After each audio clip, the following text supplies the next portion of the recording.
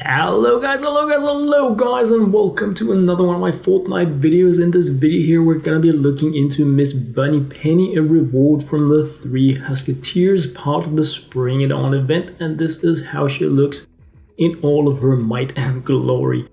Not much to say about her right now, but we're gonna be digging into every single bit of it. She is a constructor, she has creative engineering, so she builds faster and cheaper. And she has a plasma pulse. She is a plasma specialist, so that is what she specializes in, using this plasma pulse ability.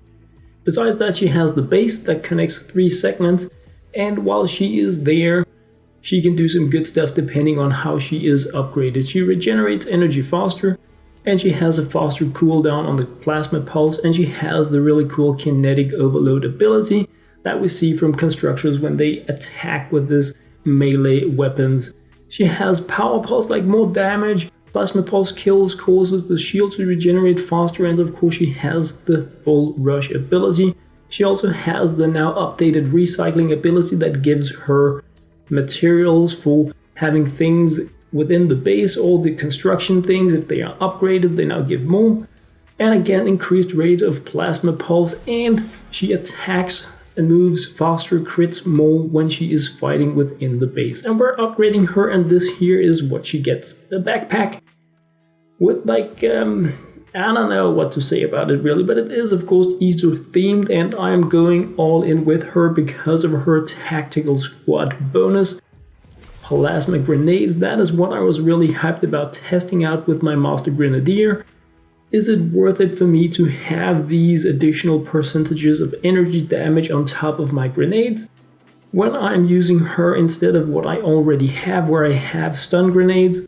Just thinking like pure non-super defense type missions here. And as you can see, as we are like further upgrading her, she is not gaining any new things. So she has a backpack, and that is pretty much it. So yeah, I guess we can say she already has the headgear on, and we can't really remove that.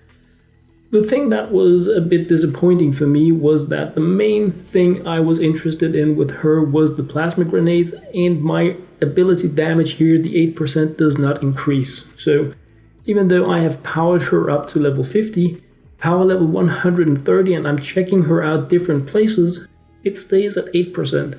I don't know if this is a bug. I was expecting it to go to 24%, but it is at 8%, and that is like, wow, nothing, considering that I'm getting 20% ability damage. So that is for all my abilities with Master Shuriken Sarah. So I don't know if this is some kind of a bug, but I'm testing it as it is right now, and that is the main thing I wanted to go in and check out. So I'm dropping down my Master Grenadier with the setup here. And I have been doing loads of games, writing down, making a spreadsheet about the amount of damage that I'm dealing with my grenades, different types of husky husks, normal husks, small husks, to smashers, to elemental, all of the different things. I've been doing this while I've been playing just solo, random teams with others, to try to see how much of an impact does it have when I'm playing with others, due to the shared tech score that we are having, to try to find out this additional grenade damage that I'm getting for having Miss Bunny Penny in my tactical support slot. How much more is it? Is it significant? And the fact that it is energy damage, is that a thing? And of course we had a moonwalking smasher here as well. So that was the very first thing I did, and of course you're getting the rewards here for those of you interested in how are the rewards in Twine Peaks right now, where I have been testing, so that is coming in here as well.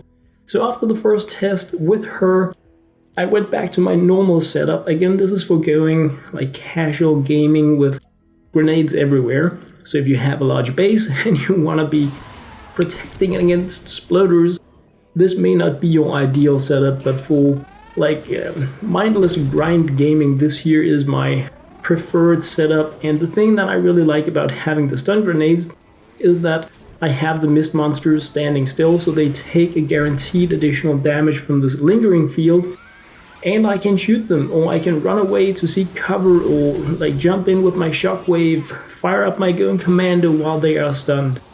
So just as I played different games with Penny in the tactical slot to check out the damage there. I did the same without, and I played alone, I played where I had others in, and I tried to get a good idea about how important is like the bonus, how much, like what is the value for me in having Miss Bunny Penny as the tactical hero supporting me.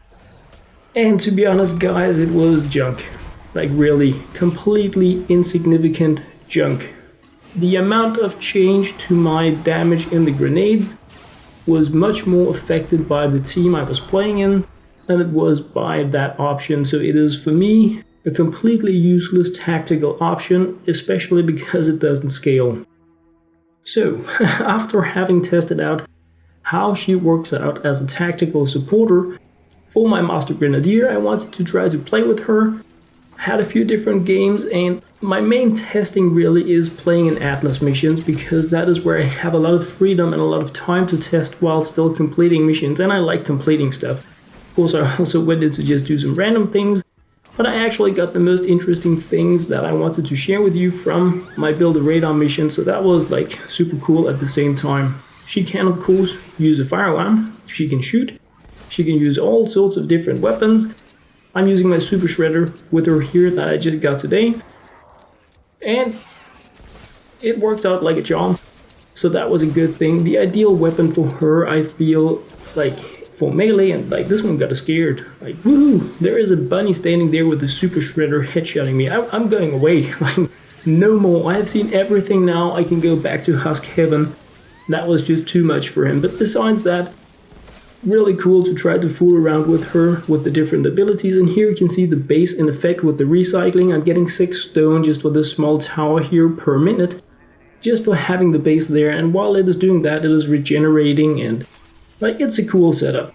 The melee weapon I have for her is the Doomhammer. It is a nature element, slow attack, crazy knockback weapon that is really fun to play around with, and ideally you don't want to be using that. You don't want to be too much in close combat with her, but if you do, you can really combine the plasma pulse for cleanup to make sure you don't have too much going around, like loads of these small dwarf husks coming towards you. You can like clear those out with a combination of your plasma pulse and some kind of a really nasty hammer.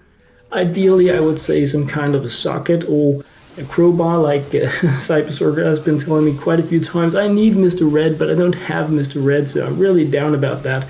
But she can use Mr. Red as well, that is for sure, because standing with a huge hammer in your base smashing your own walls is a really bad idea.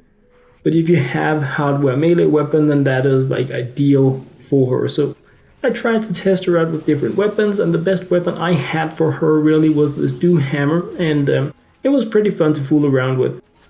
I also used my Founder's Deconstructor, and of course it's not ideal against water husky husks when I have a nature element bashing hammer to use, but regardless, I tried her out with different types of weapons to find out how do I like to play with her, what is ideal for defending a base. And I have to say guys, she's like relatively mediocre is the word that I'm looking for, because she is a little bit jack of all trades. And her main drawback is that she has a tiny base.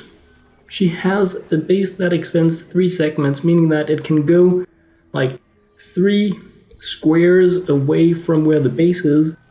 And one of her key abilities is to be stronger within that area, meaning like defending a core part of the base. So it is really cool for constructors that we now don't use energy for anything else than our abilities, because the base costs 100 energy, so you absolutely always needed to wait out after running before you could place your base, but you can now, if you like really want to, charge into battle and put down your base. But let's be honest guys, who does that? Who charges into battle with their jack of all trades penny constructor to place down 9 walls and a base and then goes bananas for 6% additional crit chance? Nobody does that. You're not a melee warrior. So like that part of her abilities for me really doesn't work out, but she can do really cool crowd control. I think she's a really amazing constructor solo character. If you want to be soloing missions for progression, then she is not as good as Tank Penny. I don't feel she is as good as Tank Penny, but If you want to be soloing a constructor that is more than building themed, I think she is a really good go-to character for that.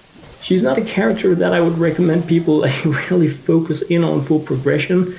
I would personally rather like hang on to the tank penny that we are getting through Stonewood missions and flux that up and play with it.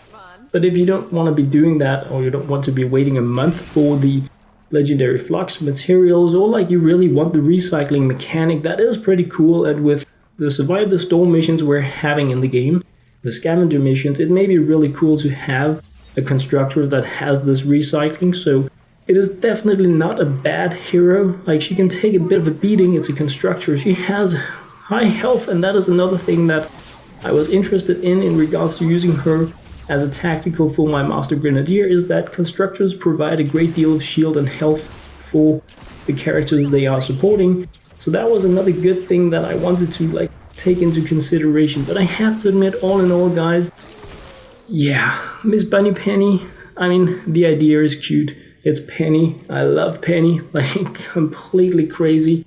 And I tried so many things with her in terms of taking her into battle, holding her at the fort, like combining the two things, trying to find out, is she a character that I want to be using with rocket launchers mainly to push things away. But I even ended up using the power modulation from my legendary other constructor to give the base a regeneration option as well. So there are things with her, like I said before, that make her a little bit jack of all trades. It is as if you don't really know exactly how you want to be playing this character, and that is why I feel she is ideal for like solo progression, or like progression entirely. She can do a little bit of everything. She can make a base. You know, she can hit, she can shoot, she can help you a little bit out with resources, and she can definitely handle smashers. She can go crazy pants with her abilities. So she has like the small crowd control options, the small big control options, the cheaper building, the additional resources. So it is a nice getting started package for fooling around with constructors. I really do feel that.